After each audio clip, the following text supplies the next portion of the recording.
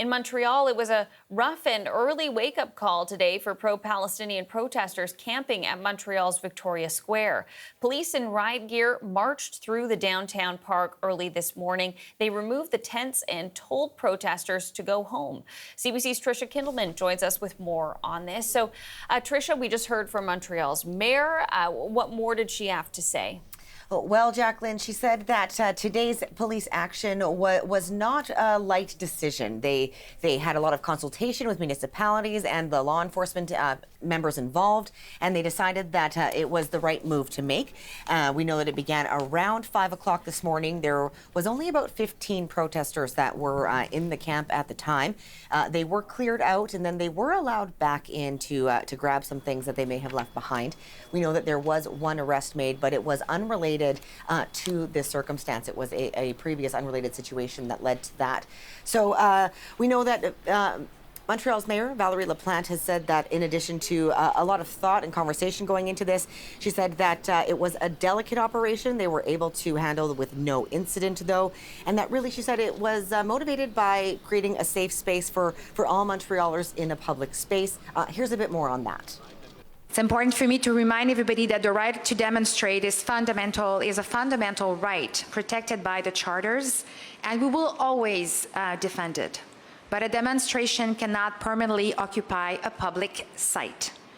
You can't occupy a public site permanently, no matter what the cause. Public space must remain public. So again, we know that there are still city crews that are now at that scene. They are continuing the after cleanup, if you will, and clearing out anything that may have been left behind. They are expected to remain there for much of the day. And then over the weekend, that square should start to look a bit more familiar, and you should start to see some public moving through there as it used to be.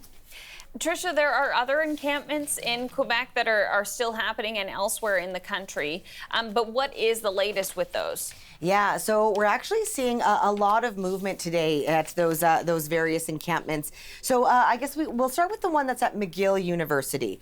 That one has been a center of controversy after the students there a while back. The protesters did breach one of the buildings there as well, but they have held their ground, and their protest area does remain in place. In the president's statement that we received a little while ago, it said, while the Square Victoria encampment is being dismantled after less than 2 weeks, the encampment on our downtown campus has remained on Lower Field for 2 months. He reiterated his call for police officers and for those involved to take action as necessary. Of course, in addition, we also know that at the University of Sherbrooke, the members there have made a decision to dismantle that camp by 5 p.m. today. Now, they've said that due to security concerns, and they feel that they're at an impasse with administration. They say that the camp is no longer the most effective way for them to make themselves heard. They made that decision last night, so cleanup efforts are underway there today as they are working towards that 5 p.m. deadline. Just a few weeks ago, though, they had maintained that they were going to be staying there.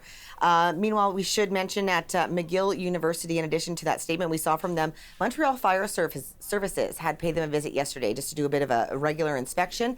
They were turned away from that inspection, so not sure what may have led to that decision by the organizers, but the fire department has since said that they are having ongoing discussions with law enforcement and fire services and stakeholders involved to see what their next move might be there.